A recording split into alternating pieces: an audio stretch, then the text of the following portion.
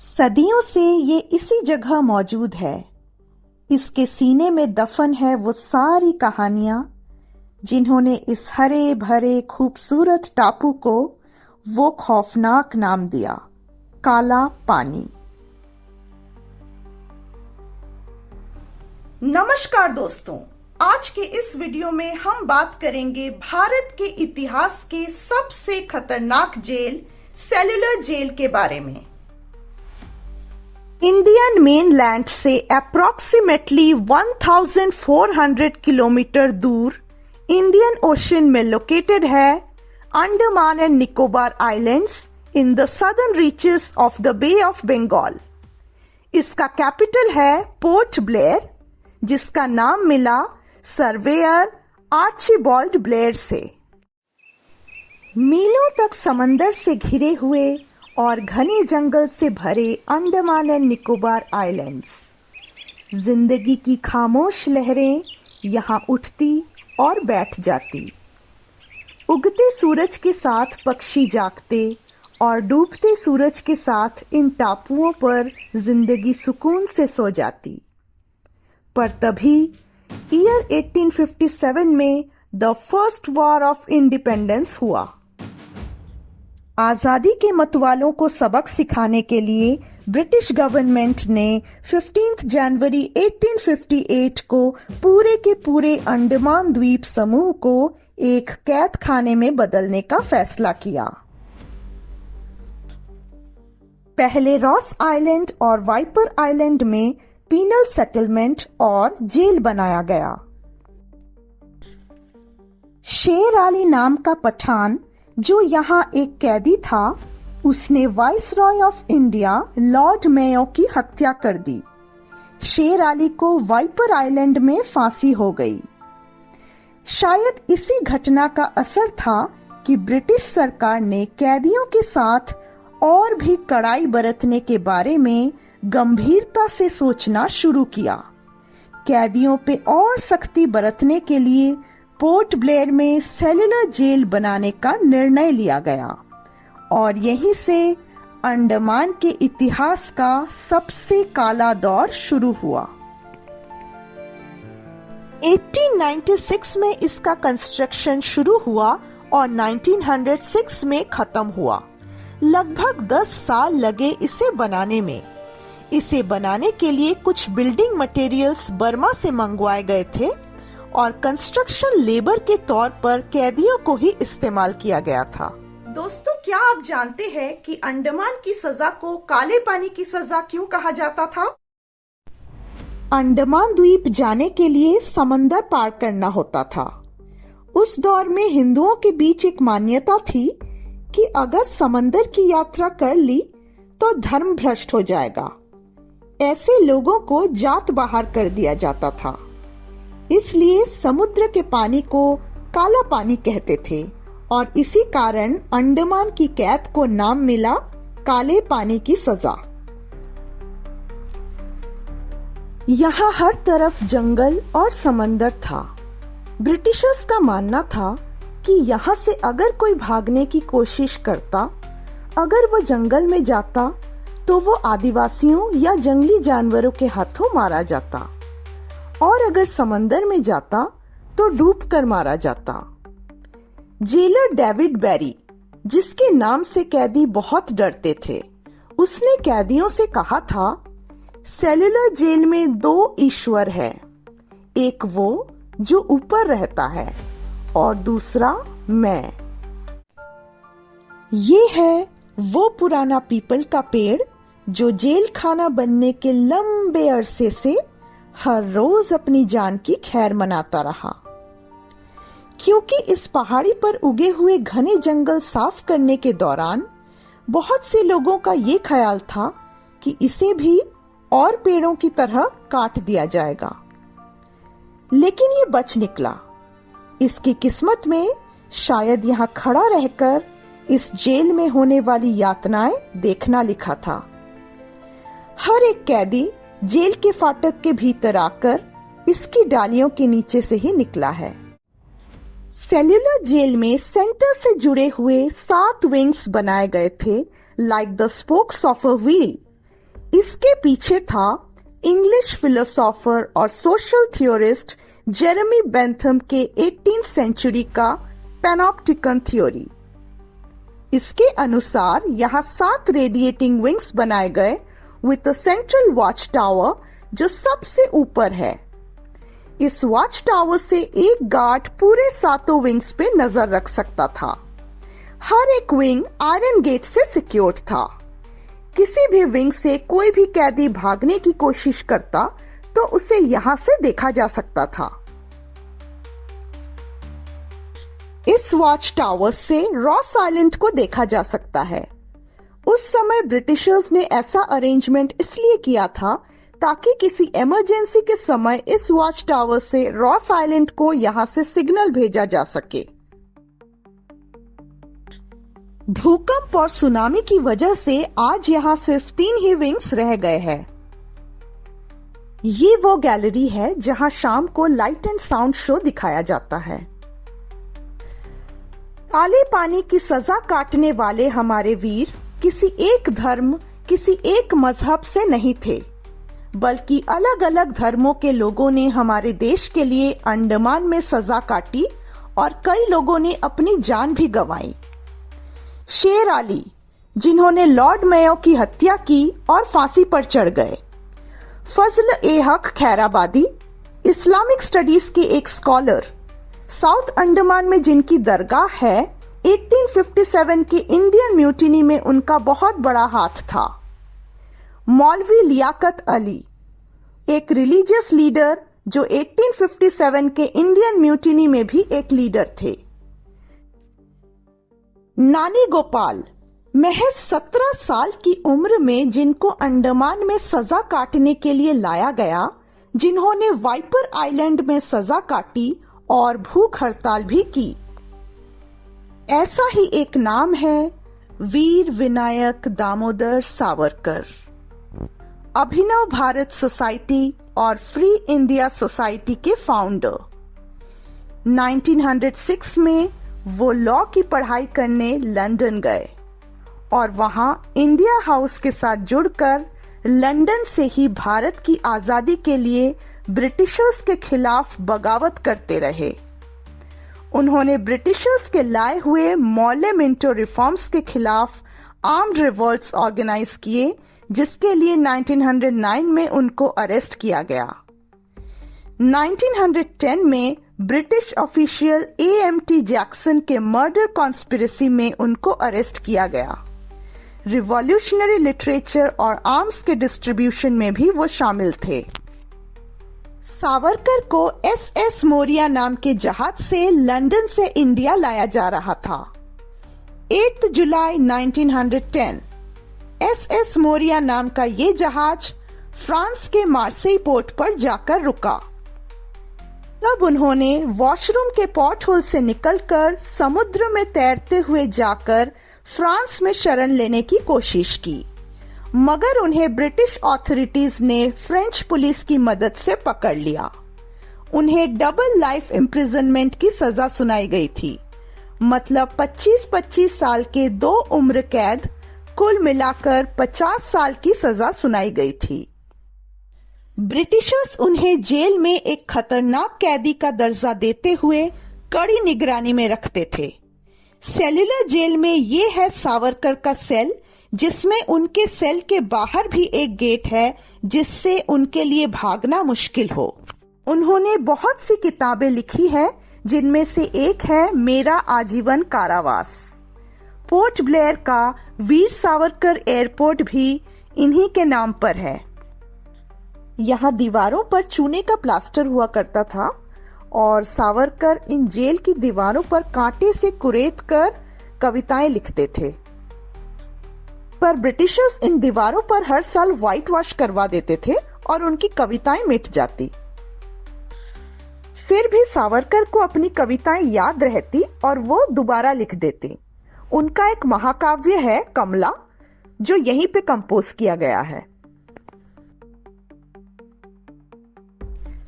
Sachindranath Sanyal, Hindustan socialist Republican association के को founder, 1915 में ब्रिटिश राज के विरोध में क्रांतिकारी गतिविधियों में शामिल होने और फिर 1925 के काकोरी कांड में उन्हें 2 बार काला पानी की सजा दी गई थी। उन्होंने अपनी बुक बंदी जीवन में अपना एक्सपीरियंस बयां किया है। उल्लासकर दत्त, जो बंगाल के अनुशीलन समिति से जुड़े थे, ईयर 1908 के अलीपुर बॉम्ब केस में उनको फांसी की सजा सुनाई गई थी, जो उम्र कैद में बदल दी गई और उन्हें सेलुलर जेल लाया गया। यहाँ उन पर इतने अत्याचार किए गए कि उन्होंने अपना मानसिक संतुलन खो दिया और उन्हें एसाइलम भेज दिया गया। उन्होंने अपनी बुक आमार काराजीबोनी में फ्रीडम फाइटर्स के स्ट्रगल्स और जेल में होने वाली यातनाओं के बारे में लिखा है। बटुकेश्वर दत्त, जो भगत सिंह के साथी थे, जिन्होंने भगत सिंह के साथ मिलकर 8 अप्रैल 1929 को दिल्ली के सेंट्रल लेजिस्लेटिव असेंबली में बॉम्ब ब्लास्ट किया था। बटुकेश्वर दत्त को उम्र कैद की सजा सुनाई गई और उन्हें सेलुलर जेल भेज दिया गया। भगत सिंह को बाद में लाहौर कंस्पिरेसी केस के लिए फांसी की सजा दी गई थी। ऐसे बहुत से नाम हैं। 2 विंग्स के बीच में ये जगह वर्कशॉप हुआ करती थी। ये उस जमाने का ऑयल मिल है जिसे कोलू कहते हैं। यहाँ सूखे नारियल डाले जाते थे और एक क्रांतिकारी को 30 पाउंड तेल निकालना होता था, वो भी एक दिन में, और इससे कम तेल निकालने पर सजा मिलती थी। बैल भैंस की तरह काम करवाया जाता था हमारे वीरों से। ये वही ऑयल मिल है। इसके साथ नारियल का छिलका निकालते थे और छिलके से रेशा निकालते थे कूट कूट के। सावरकर ने अपनी बुक मेरा आजीवन कारावास में लिखा है, पहले ही दिन मेरे हाथ लहूलुहान हो गए थे, छाले पड़ के फूट गए, खून के फव्वारे छूटने लगे, पर मैं आधा पाउंड भी तेल नहीं निकाल पाया था और फिर मार भी बहुत पड़ी थी। इस ट्रायंगुलर फ्रेम में हाथ पैर बांध दिए जाते थे और फिर बेंत की सजा मिलती थी, और तब तक बेंत मारा जाता था जब तक कैदियों की चमड़ी नहीं उखड़ जाती। दोनों हाथ ऊपर करवाकर कई कई दिनों तक उन्हें हथकड़ियों में रखा जाता था। इतनी गर्मी में भी ये नारियल की ड्रेस पहना दी जाती थी। ये अलग अलग तरह की बेड़ियां हैं, चेन फेटर्स, बार फेटर्स, क्रॉस बार फेटर्स, जिनमें कैदियों के हाथ पैर बांधकर कई कई दिनों तक खड़ा करके रखा जाता था। क्रॉस बार फेटर्स में तो पैरों के बीच से इस तरह से रॉड डाल दी जाती थी कि घुटना भी नहीं मोड़ सकते थे। इन सब पनिशमेंट्स के पीछे ब्रिटिशर्स का एक बहुत बड़ा मकसद था, और वो था हमारे फ्रीडम फाइटर्स के मनोबल को तोड़ना। सेल्युलर जेल में कैदियों के रूप में सिर्फ रिवॉल्यूशनरीज ही नहीं थे। इसके अलावा चोरी, डकैती, हत्या जैसे नॉन पॉलिटिकल जुर्मों के आरोपी भी यहां लाए जाते थे। सावरकर लिखते हैं कि यहां पॉलिटिकल प्रिजनर्स को जो जमादार मिलते थे वो अधिकतर पठान और बालोच होते थे। ये जमादार भी कैदी ही थे जो इन्हीं दूसरे जुर्मों के लिए गिरफ्तार हुए थे, और ब्रिटिशर्स इन्हीं को इस्तेमाल करते थे हमारे पॉलिटिकल प्रिजनर्स पे अत्याचार करवाने के लिए। ये है सेल्युलर जेल का गैलोस, जिसे फांसी घर कहते हैं, वो जगह जो कैदियों को फांसी लगाने के लिए बनाई गई थी। जब किसी को फांसी देनी होती तो उसे पहले इस जगह पर लाया जाता था for the last rites before execution. फांसी घर में आप 3 फंदे लगे हुए देख सकते हैं। इस अरेंजमेंट में एक साथ 3 लोगों को फांसी लगाई जा सकती थी। फांसी लगाने के बाद इस अंडरग्राउंड रूम से डेड बॉडीज को बाहर निकाला जाता था।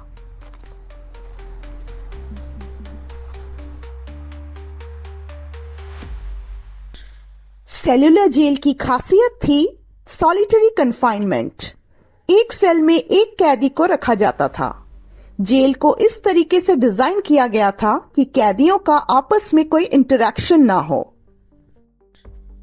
यहाँ जिंदगी 13 फुट लंबी और 7 फुट चौड़ी कोठरी में सिमट कर रह जाती थी। हर एक कोठरी में सिर्फ एक ही छोटी सी खिड़की होती थी जो दीवार पर बहुत ऊपर की तरफ होती थी। इतनी ऊंची खिड़की तक किसी भी कैदी के लिए पहुंचना मुश्किल था। अगर कोई कैदी इस खिड़की तक पहुंच भी जाता तो भी उसे दूसरे कोठरी की सिर्फ पीछे की दीवार ही दिखाई देती। इस तरह से इसे डिजाइन किया गया था कि कैदी आपस में बातचीत न कर सके। ये जो सनशेड्स लगे हुए हैं उससे भी व्यू ब्लॉक हो जाता था, जिससे कैदी एक दूसरे को देख नहीं सकते थे। ब्रिटिशर्स चाहते थे कि पॉलिटिकल प्रिजनर्स के बीच नेशनलिस्ट आइडियाज का कोई एक्सचेंज ना हो। अकॉर्डिंग टू यूनेस्को यहां करीब 698 सेल्स थी। अब इतने सारे सेल्स थे तो हर सेल में लॉक लगाना मुश्किल होता था, इसलिए बनाया गया था एक स्पेशली डिजाइन्ड लॉक सिस्टम।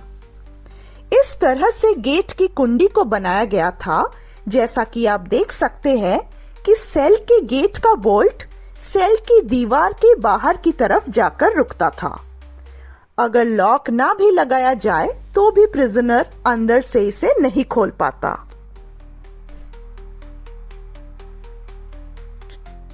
और उसके ठीक बाजू में ये एक और स्लॉट हुआ करता था जो आप देख रहे हैं।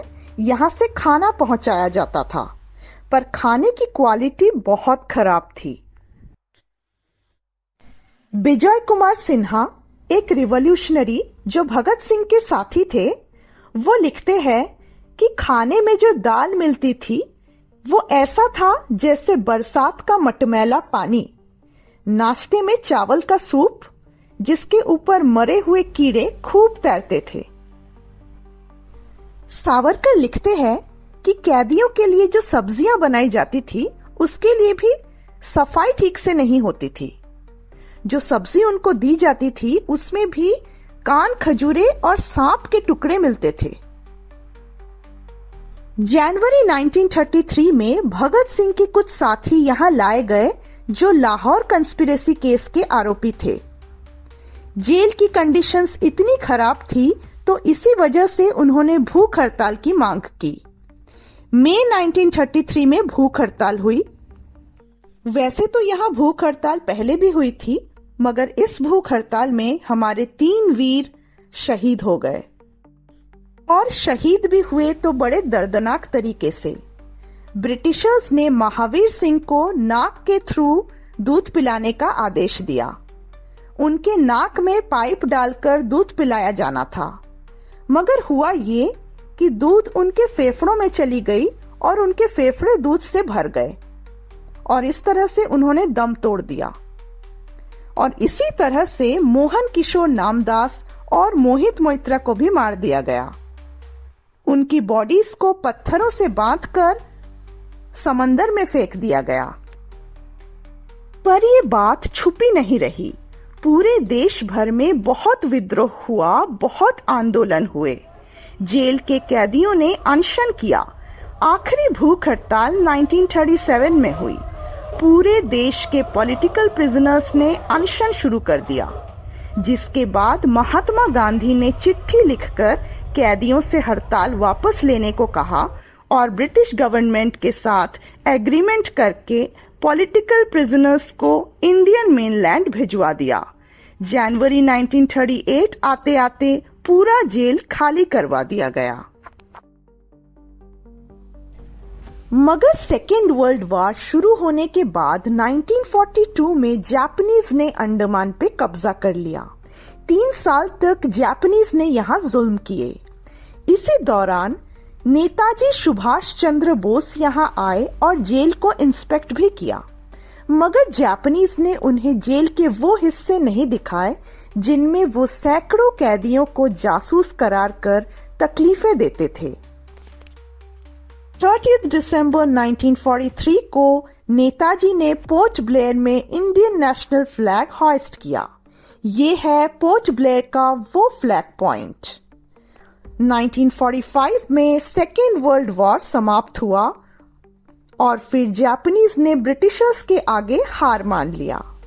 कैदियों को रिहा कर दिया गया। फिर 2 साल के अंदर इंडिया में ब्रिटिश रूल भी खत्म हो गया।